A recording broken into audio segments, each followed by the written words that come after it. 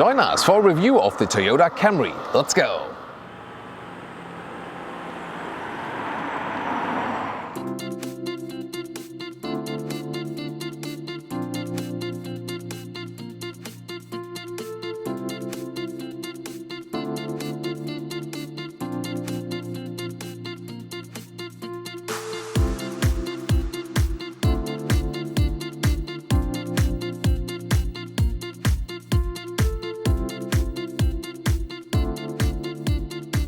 Looking at the front here, I think a very sporty, likable one, especially in this lower area here with, I mean, it's suggesting a very sporty car, which is not the main focus of it.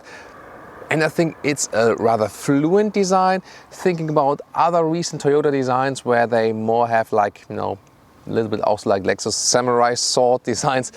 Yeah, not that a fan, but this one here I really like from design. What's your take on that? Since it's the hybrid model, also has the blue Toyota badge there in the front. Headlamps come with LED standard. Then LED daytime running light in this 3-stripe design. So overall, again, quite sporty, very likable from the front. For length, we are at 4.88 meters, 16 foot or 192 inches. And for a mid-size sedan, that's actually quite long already. So most of the competitors in this segment are a little bit shorter. So this one here a little bit between mid-size segment and upper mid-size segment, so to say. 17 to 18 inch wheels. Those ones here are the optional 18 inch wheels. So the rear is also quite sporty. Do I see a little bit Ford Mondeo? I'm not sure. See here this LED backlight. It's also a beautiful design, definitely, and also a pretty simple design in the rear. I like that. And we do not have any fake exhaust pipes. This is a real exhaust right there. And one of the most interesting aspects of this one is price performance. If you think about it, I mean, it starts at $24K in the US and $28K as a hybrid. That's really decent considering also the size of the car. Yay! We have hydraulic struts. Way to go! So this one here, the 2.5 liter naturally aspirated hybrid engine. In the EU we have 218 horsepower, other markets have 200 horsepower. It depends also on the unit. That's the total system output. 8.3 seconds is the acceleration to 100 kilometers or 62 miles an hour. Front wheel drive only. And then there are also non-hybrid engines. For example, in Asia you have a 2 liter NA with 150 horsepower. In the US you also get this one, the 2.5 liter NA, just without the hybrid with 200 horsepower. And then there's also, especially for the US, the 3.5 liter V6 with 300 horsepower, which would be the sportiest one.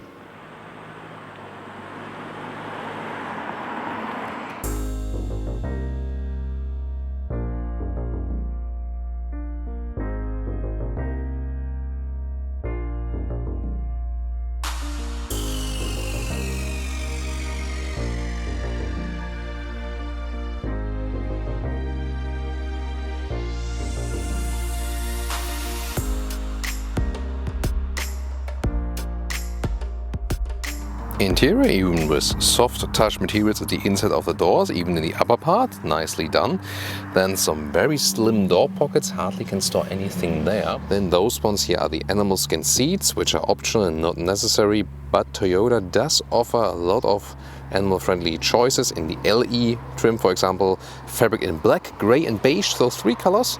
And the Softex, this is their high-grade leatherette make. That one then would look almost the same and it's available in black or grey, but grey strangely not for the hybrid.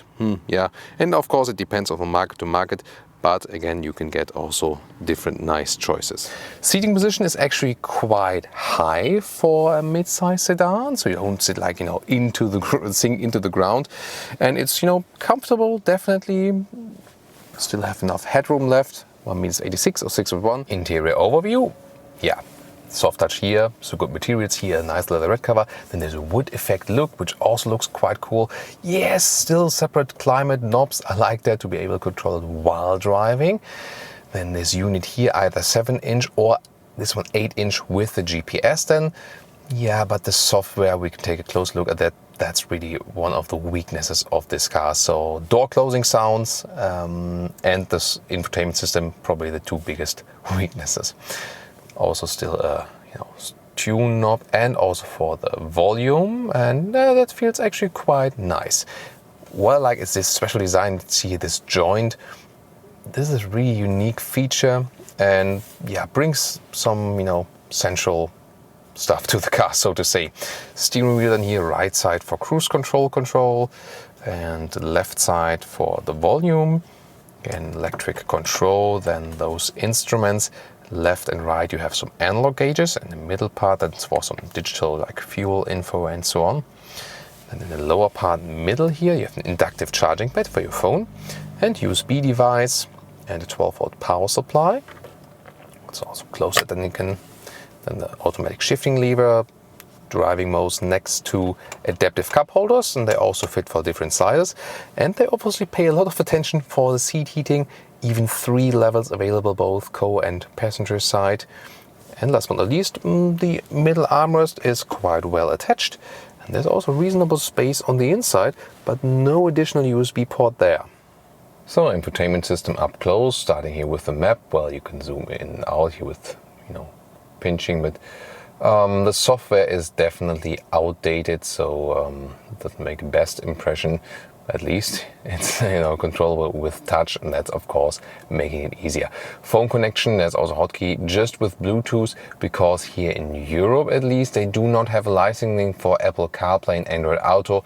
Might be different than on other markets. And as for the rear, soft touch even here at the inside of the doors at the rear. Nice. So, and then when we get inside right there, wow, there the length of the vehicle really plays a massive effect. I mean, look at that, impressive. So if you think about cars which are even longer in the segment above that, like, you know, BMW 5 Series, Mercedes E-Class, Audi A6, they have way less legroom. So well done as for the legroom here. There's ample of space. As for the trunk, you open it here at the far right side. Pretty small button, but when you know it's there, then you know it. So pretty cheap. As for the sound, how the whole trunk feels. So that's one of the things I don't like about this vehicle. But then, wow, look at that. Massive amounts of space. Especially look at the width here. They used the whole wheel arch. That's incredible. I've never seen that anywhere. What? This is 160 in meters in width. What? Seriously? Wow.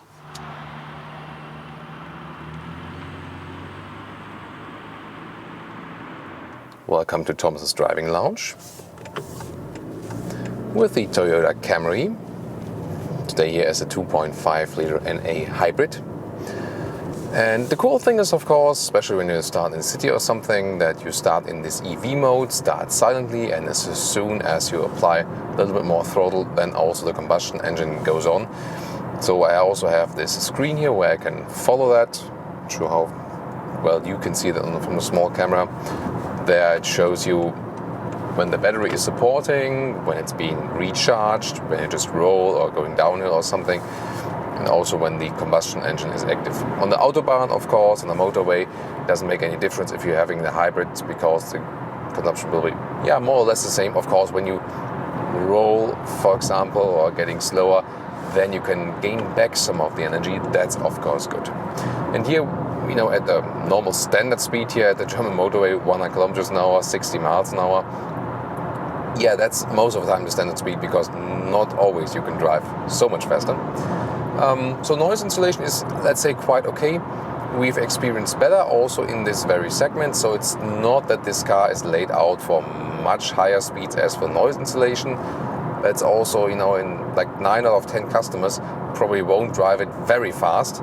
So it's not the typical German motorway car, but actually feels quite cozy and comfortable here also on the motorway. I could imagine going a longer trip with this car immediately. That's actually no problem. It's still quite stable and sporty also at higher speeds. The steering wheel feeling is, you know, not the most natural. It's very light, definitely, but, you know, it doesn't have a dead zone, so it does give you some precise reactions and so on. And this car is also packed with assistance systems.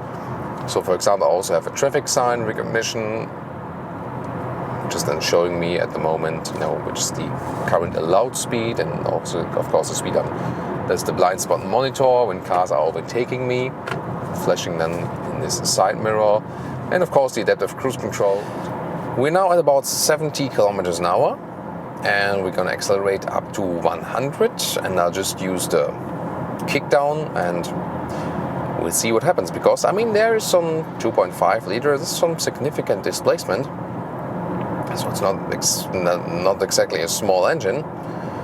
And I like to drive naturally aspirated engines because the power output is rather linear. It's not that you have this moment where a turbo sets suddenly in. So, but let's see what we can score. Plop, that's already 100. Decent. So for not having a turbo, I mean the battery is also helping a little bit, and again, you know, this 2.5 liter of displacement, it's really doing a good job there. So it's surprisingly agile acceleration. Nice, I like that. Hope you enjoyed it too. Now saying the adaptive cruise control, it's keeping also the distance to the car in front of me. At the moment there's no car in front of me, but as soon as I go into this lane, for example here, not decelerating, distance being kept, speed is being reduced a little bit. So far it makes a good impression. Let's see the transition when I go off to the other lane again. Now it's picking up the speed for itself. Yeah, so that was actually a quite smooth transition. I like that. It's actually no problem. Let's see now as for the agility. Yeah, I have to turn the steering wheel quite much, but the handling balance feeling is quite neutral. So it's of course not the sportiest sedan, but still feels agile enough, and you can have some driving fun indeed. Especially with the hybrid, you're not pulled into aggressive driving, you're more pulled into more comfortable driving. But I think, you know, with the new platform they've been using here for the new generation, beginning from 2017, yeah, that's quite decent. Then again, some punch here from the 2.5 engine. I think it's still decently fun to drive with the vehicle. And again, you sit relatively high for a mid-size sedan. It doesn't go that low. And that's also good for this, you know, overview just around. So you don't feel overall as being in a sporty car. But again, I would still say it's fun.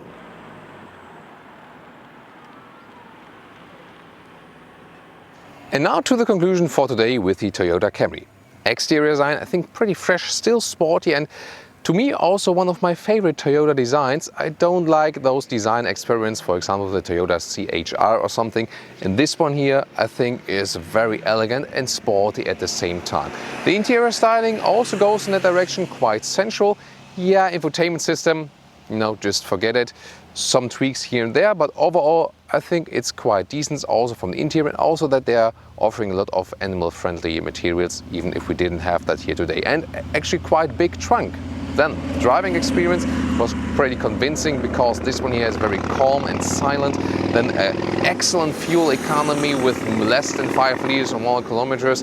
That's more than 47 mpg, more than 56 mpg UK. So very decent as for the fuel economy. That's also among the leading ones in the segment then here.